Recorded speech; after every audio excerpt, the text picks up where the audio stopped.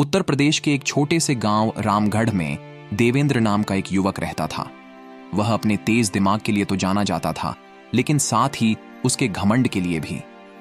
रामगढ़ के लोग देवेंद्र को सम्मान और नफरत दोनों की नजरों से देखते थे। एक ऐसा आदमी जो अपने धन और शिक्षा को अपनी श्रेष्ठता का कारण मानता था। लेकिन कोई नहीं जानता था कि यह घमंड जो उसके सफलता के गर्व से उपजा था, अंत में उसकी तबाही का कारण बनेगा। देवेंद्र की कहानी दिल्ली की भीड़-भाड़ वाली सड़कों से शुरू होती है। वह कई साल पहले रामगढ़ छोड़ चुका था, बेहतर जीवन के सपने लेकर। एक साधारण किसान परिवार से ताल्लुक रखने वाले देवेंद्र का हमेशा से यही सपना था कि वह गरीबी की सीमा से बाहर निकले। उसके माता पिता, जो मेहनती और सीधे साधे लोग थे, उसे वह सब नहीं दे सकते थे जो दूसरों के पास था, जैसे निजी ट्यूटर या शहरों से जुड़े संपर्क। इन कठिनाइयों के बावजूद देवेंद्र की मेहनत रंग लाई। उसने स्कूल में कड़ी मेहनत की, देर रात तक पढ़ाई की और फुर्सत के समय में एक स्थानीय दुकानदार के यहां काम किया। उसकी मेहनत का फल तब मिला जब उसे दिल्ली के एक प्रमुख इंजीनियरिंग कॉलेज में छात्रवृत्ति मिली।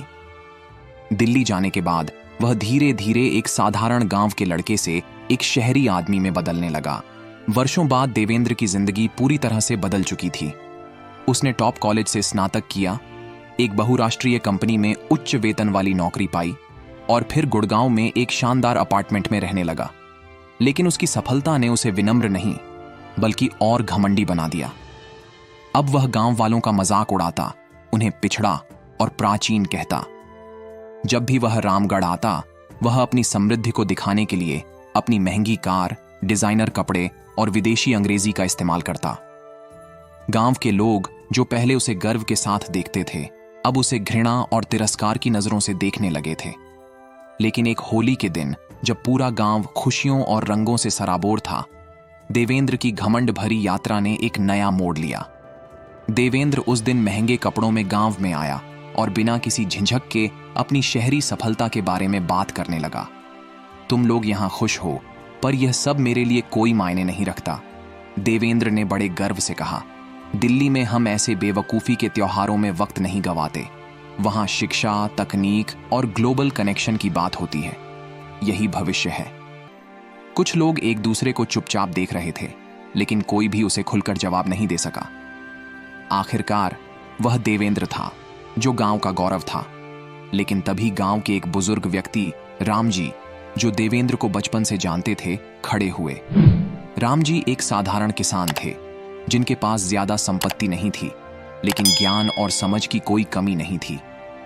देवेंद्र, राम जी ने अपनी आवाज में धीमी और गहरी चिंता के साथ कहा, तुम जिस दुनिया की बात करते हो वह वाकई बड़ी है, लेकिन बेटा, तुम्हारे रूट्स यहीं हैं। तुम्हारी सफलता शहर में हो सकती है, लेकिन जो लोग तुम्हारे लिए इस सफलता की राह पर चले हैं, उनका क्या? याद रखना, सच्ची महानता घमंड में नहीं, विनम्रता में है। देवेंद्र ने हंसी उड़ाते हुए राम जी की बातों को नकारा। विनम्रता?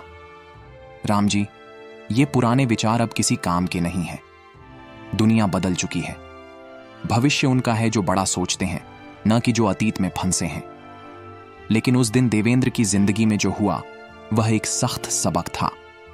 उसके बाहर से जो दुनिया परफेक्ट नजर आ रही थी, वह भीतर से पूरी तरह से टूटने वाली थी।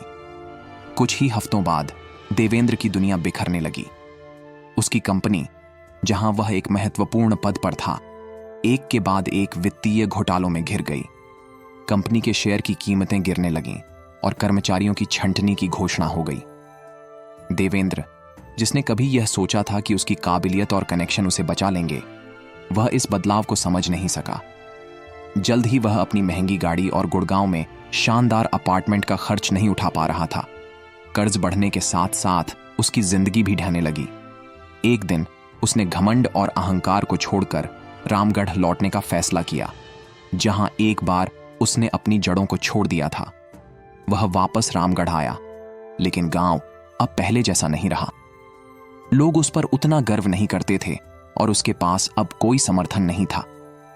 लेकिन राम जी, जो अब बूढ़े और कमजोर हो चुके थे, उसे उसी समझदारी के साथ स्वीकार कर रहे थे जो उन्होंने पहले दी थी।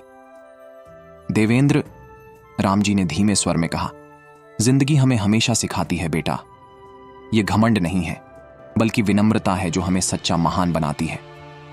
देवेंद्र, जो कभी अपनी जड़ों को नकारता था, अब समझ चुका था।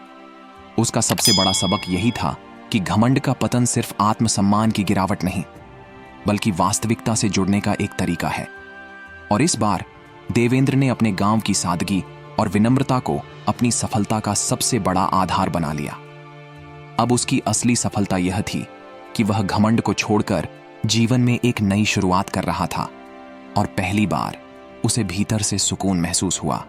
अगर अभी तक मेरे चैनल को सब्सक्राइब नहीं किया है तो प्लीज कर लीजिए और इस वीडियो को लाइक और शेयर करना मत भूलिए।